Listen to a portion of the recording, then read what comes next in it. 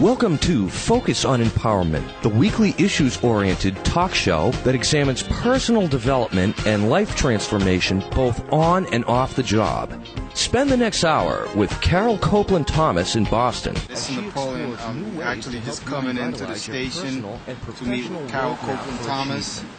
I'm at 144 Gould Street in Needham, Best-selling authors and fascinating people who are making a difference in our world. Get involved in the conversation by calling our listener hotline at 888-205-2263. That's 888-205-2263. And now the host of Focus on Empowerment, Carole Copeland Thomas.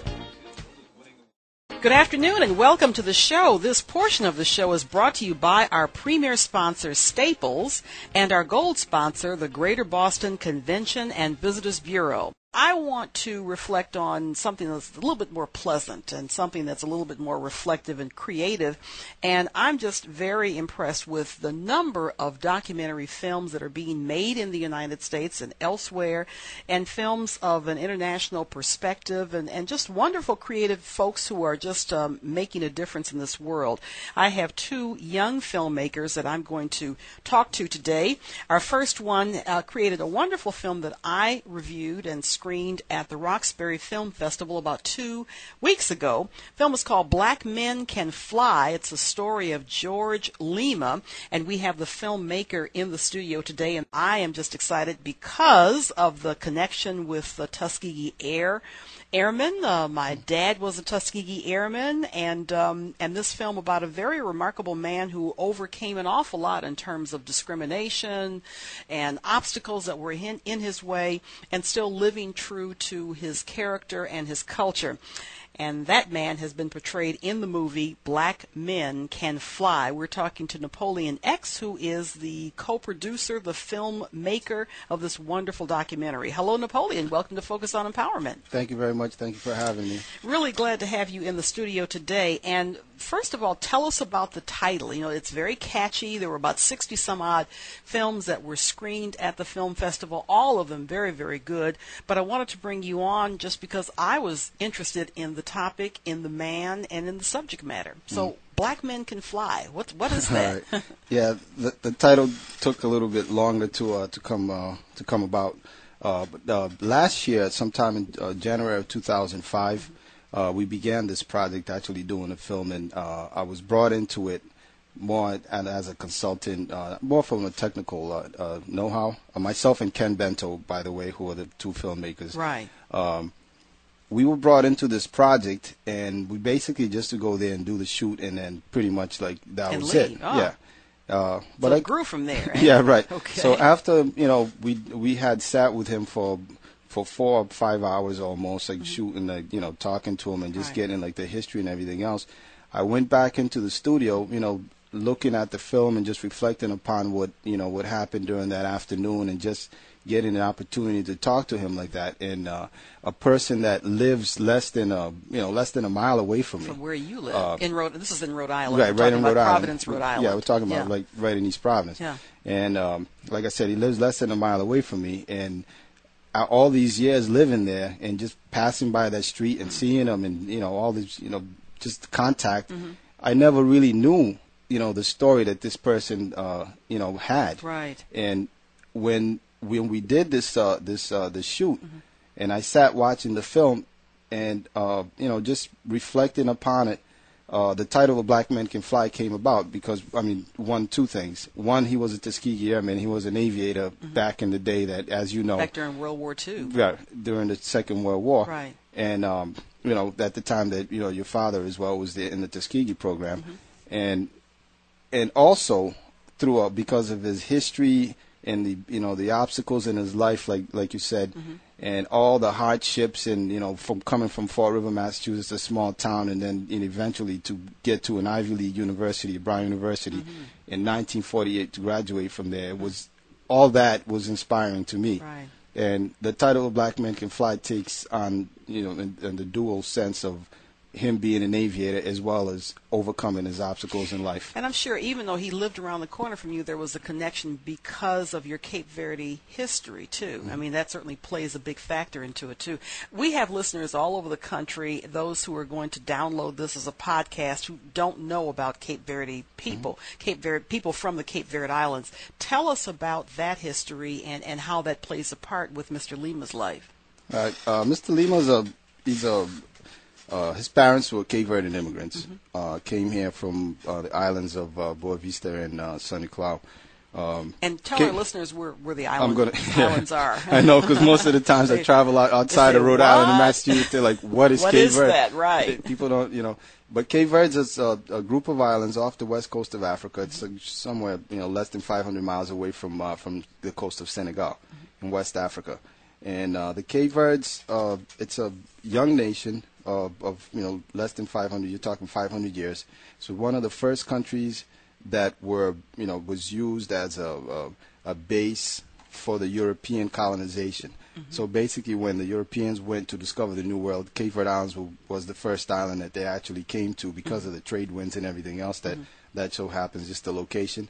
And Cape Verde was first populated by the Portuguese, and then mix it in with the Africans, and that culture evolved as a mix of European and African cultures, and that's pretty much. To me, that's just so fascinating, too, in terms of multiculturalism, what I talk about all the time with my speaking and training sessions. Well, we're really fortunate because I thought I was just going to interview Napoleon about the film, but he was able to connect with Mr. Lima, and we have him on the line. So I'm really glad to bring in George Lima on this conversation. Hello, George Lima. Welcome to our program.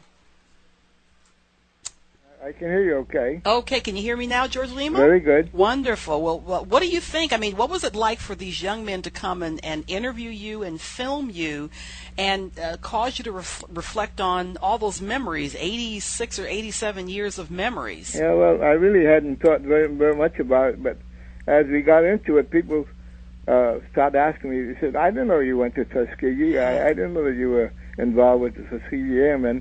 And so it's been quite an experience for me.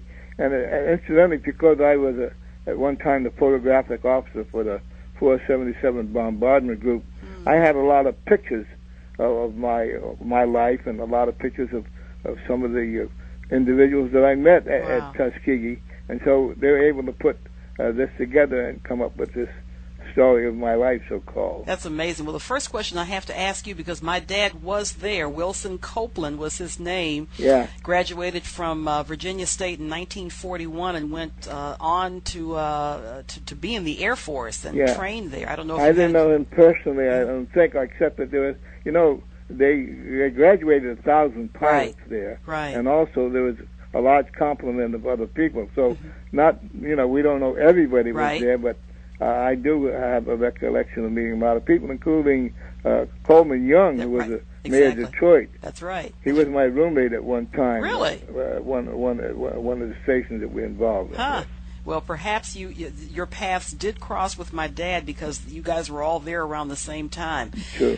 What's it like? I mean, you're from Fall River. You've ended up in Providence. You have this history as an aviator. You've overcome an awful lot, been involved in politics in the area. What's it like, from your perspective, to be a man of your culture, to be a man of Cape Verdean descent, and to be a leader and achieve in a society that we still have so much to overcome in this country? Well, I was inspired by getting to Tuskegee and meeting these young men from all over the country who were qualified. They had education. They were very positive people, and they really inspired me to come back to New England after the war and finish my education. I started off at North Carolina A&T in Greensboro. So I was really inspired by the quality of the men that I met there from all over the country, and it was a real experience for me. Napoleon, I wanted to ask you, as a filmmaker here, this was an assignment for you, just to go and videotape and shoot some footage of this distinguished man. Here you find out he lives very close to you, but he has quite a rich history. What was it like? What was the filmmaking process like once you sat with him for 5+ hours and then went back and did the editing process?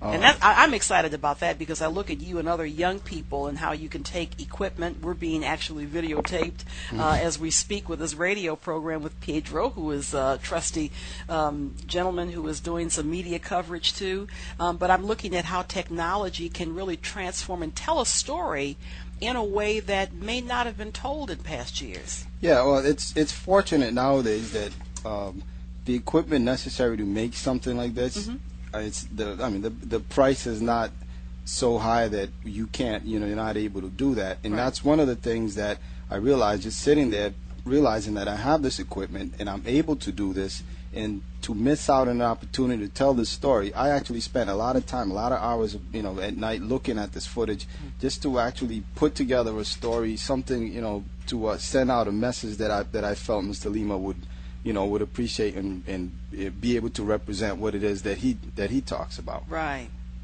So. And the film is 20 minutes long? Yeah, it's a little bit less than 20 minutes. A little bit less than 20 minutes long. You've already debuted it at the Rhode Island Film Festival, which is actually going on this weekend. You debuted it there last year. Yes. And now the Roxbury Film Festival. So what's it like? You shoot the footage, you do the editing, you package it together. You certainly have a lot of respect for Mr. Lima. And then what was next in terms of getting it aired and screened at both film festivals and all the promotional activity that's gone on? Well, the first things that we did, we actually had a testimonial dinner for Mr. Lima back in July of last year, and a lot of his friends, the family members, people that he's his relations in the past. I bet they were proud. It was a really good night, and but after that, it was you're talking about film festivals. It was a matter of submitting it to to the committees and them looking at it, and they were very excited about it. Just to have somebody like that from Rhode Island, being shown on screen, it was an exciting thing for the film festival as well as ourselves. I would imagine, Mr. Lima. What about it? How was it like with the dinner in your honor? And well, that was quite an excitement. But let me tell you, they've inspired me to form an organization called the Black Air Foundation, and the Black Air Foundation is aimed at getting young inner city kids into aviation. And my nephew has an airplane, and we set up a program that we think will allow them to familiarize themselves with aviation and give them a ride in the airplane. See if we can stimulate more people to come into the area. In your years, what do you think are some of the key problems with our society, with our culture, and with young people? Well, yes. One of the problems we have, I think, is communication, and that's another part of this project of mine, to try to bring to our community more information about what's important to us. We got a lot of outside information that does not necessarily relate to us. And so we're trying, with this idea of connecting people in radio, television, and filmmaking, to get more information out to them that will inspire them to do better. We're not all dancers, we're not all in entertainment. Right.